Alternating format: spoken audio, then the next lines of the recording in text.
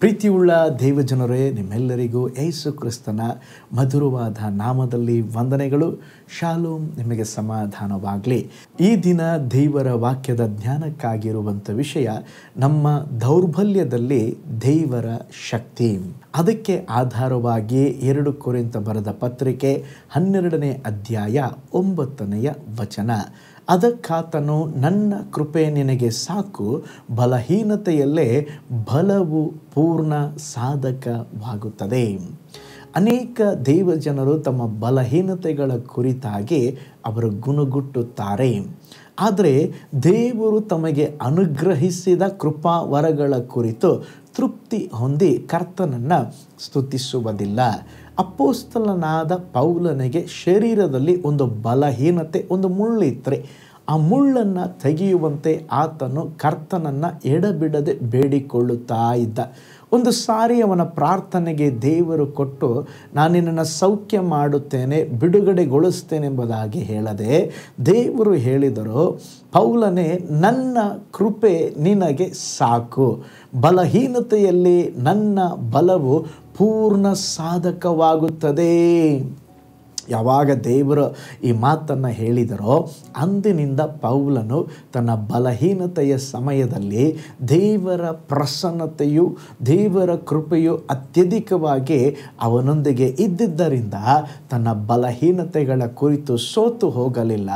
ಅದಕ್ಕೆ ಪೌಲನು ನಂತರ ಪತ್ರಿಕೆ ಬರೆಯುವಾಗ ಹೀಗೆ ಹೇಳುತ್ತಾನೆ, ಕ್ರಿಸ್ತನ ಬಲವು ನನ್ನಲ್ಲಿ ನೆಲೆಗೊಂಡಿರಬೇಕೆಂದು ನನಗುಂಟಾಗುವ ನಿರ್ಬಲ ಅವಸ್ಥೆಗಳಲ್ಲಿಯೇ ಬಹು ಸಂತೋಷವಾಗಿ ಹೆಚ್ಚಳ ಪಡುವೆನು.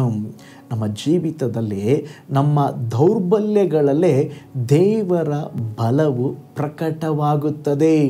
ಒಂದು ಸಾರಿ ಆಫ್ರಿಕಾ ದೇಶಕ್ಕೆ ಸುವಾರ್ತೆಗಾಗಿ ಒಬ್ಬರ ಸೇವಕರು ಹೊರಟು ಹೋಗುವ ಸಮಯದಲ್ಲಿ ಒಂದು ಅಪಘಾತದಲ್ಲಿ ಸಿಕ್ಕಿಕೊಂಡು ಅವರು ತಮ್ಮ ಒಂದು ಕಾಲನ್ನು ಕಳೆದುಕೊಳ್ಳಬೇಕಾಯಿತು.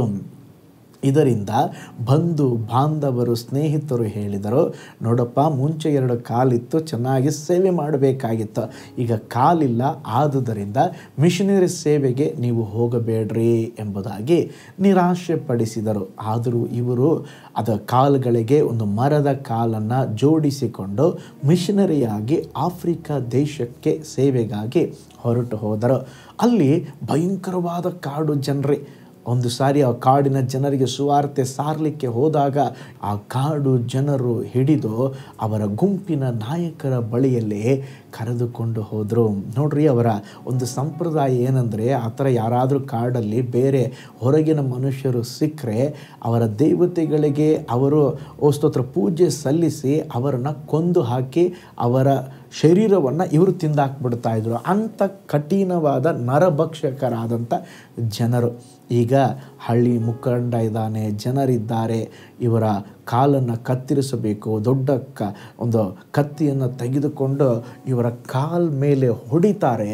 ಕಾಲ ಮೇಲೆ ಹೊಡೆದಾಗ ಒಂದು ಕಾಲು ಕಳ್ಕೊಂಡಿದ್ದಾರೆ ನೋಡ್ರಿ, ಮರದ ಕಾಲಾಗಿತ್ತಲ್ಲ, ಮರದ ಕಾಲಿಗೆ ಬಿದ್ದಾಗ ಅದು ತುಂಡಾಗಲಿಲ್ಲ, ರಕ್ತ ಬರಲಿಲ್ಲ. ಅವ್ರಿಗೆ ಭಾಳ ಆಶ್ಚರ್ಯ ಆಯಿತು.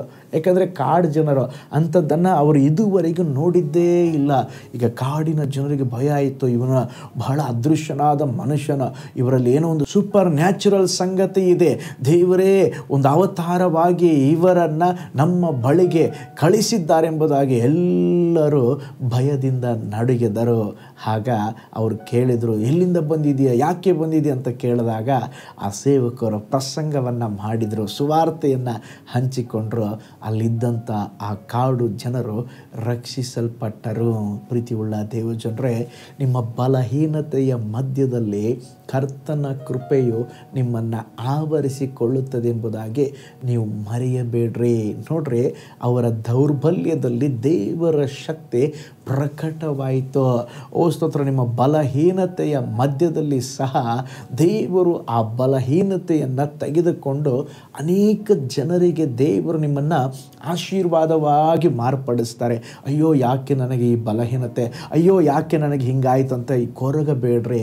ಕರ್ತನ ಸಮ್ಮುಖದಲ್ಲಿ ಬೇಡಿಕೊಳ್ಳ್ರಿ. ಸ್ವಾಮಿ, ಅಪೊಸ್ತಲ ಪೌಲನಿಗೆ ಹೇಗೆ ಅವನ ಬಲಹೀನತೆಯಲ್ಲಿ ನಿನ್ನ ಬಲವು ಪರಿಪೂರ್ಣವಾಯಿತೋ, ನನ್ನ ದೌರ್ಬಲ್ಯದಲ್ಲಿ ಸಹ, ನನ್ನ ಬಲಹೀನತೆಯ ಮಧ್ಯದಲ್ಲಿ ಸಹ ನಿನ್ನ ನಾಮ ಮಹಿಮೆ ಉಂಟಾಗಲಿ ಎಂಬುದಾಗಿ ಪ್ರಾರ್ಥಿಸಿರಿ. ನಿಶ್ಚಯವಾಗಿ ನಿಮ್ಮ ದೌರ್ಬಲ್ಯದಲ್ಲಿ ದೇವರ ಶಕ್ತಿ ಪ್ರಕಟವಾಗ್ತದೆ. ಕಣ್ಗಳನ್ನು ಮುಚ್ಚೋಣ, ಪ್ರಾರ್ಥಿಸೋಣ. ಪರಲೋಕದಲ್ಲಿ ವಾಸ ಮಾಡುವ ನಮ್ಮ ತಂದೆಯಾದ ದೇವರೇ, ನಮ್ಮ ಬಲಹೀನತೆಗಳಲ್ಲಿ, ನಮ್ಮ ದೌರ್ಬಲ್ಯದಲ್ಲಿ ನಿಮ್ಮ ಶಕ್ತಿ ಯಾವಾಗಲೂ ಪ್ರಕಟವಾಗ್ತದಪ್ಪ. ದೇವರೇ, ಪೌಲನಿಗೆ ಹೇಳಿದ್ರಿ, ಅವನ ಬಲಹೀನತೆಯ ಮಧ್ಯದಲ್ಲಿ ನನ್ನ ಕೃಪೆ ನಿನಗೆ ಸಾಕು. ಹೌದಪ್ಪ, ಅನೇಕ ಜನರು ತಮ್ಮ ಬಲಹೀನತೆಯಲ್ಲಿ ಇರುವಾಗ, ಅದರ ಕುರಿತಾಗಿ ಯೋಚಿಸುವಾಗ ಅವರನ್ನು ಕೂಡ ದೇವರೇ ನಿನ್ನ ಮಹಿಮೆಗಾಗಿ ಉಪಯೋಗಿಸರೆ. ಅವರ ದೌರ್ಬಲ್ಯದಲ್ಲಿ, ಅವರ ಬಲಹೀನತೆಯಲ್ಲಿ ದೇವರ ಶಕ್ತಿ ಪ್ರಕಟವಾಗಲಿ ಎಂಬುದಾಗಿ ನಾನು ಪ್ರೇಯರ್ ಮಾಡ್ತೇನೆ. ಈ ವಿಡಿಯೋ ವಾಚ್ ಮಾಡುತ್ತಿರುವ ಒಬ್ಬೊಬ್ಬರನ್ನು, ಕುಟುಂಬಗಳನ್ನು ಬ್ಲೆಸ್ ಮಾಡಿರಿ. ಯಾರಿಗಾದರೂ ಪ್ರಾರ್ಥನಾ ಅವಸರಗಳು, ಮನವಿಗಳಿರೋದಾದರೆ ಒಂದೊಂದು ವಿಷಯಕ್ಕೂ ಬಿಡುಗಡೆ ಕೊಡ್ರಿ. ಅದ್ಭುತ ನಡೆಯಲಿ ಯೇಸುವಿನ ಹೆಸರಿನಲ್ಲಿ ತಂದೆಯೇ, ಆಮೇನ್, ಆಮೇನ್, ಆಮೇನ್.